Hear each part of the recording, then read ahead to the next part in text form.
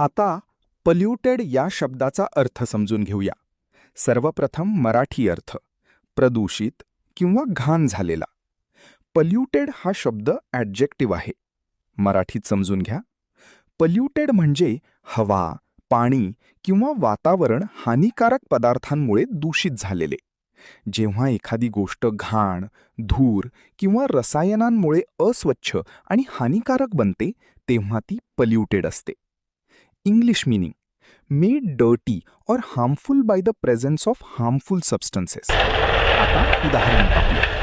पहिले वाक्य, polluted air can cause health problems. प्रदूषित हवा आरोग्याच्या समस्या निर्माण करू शकते.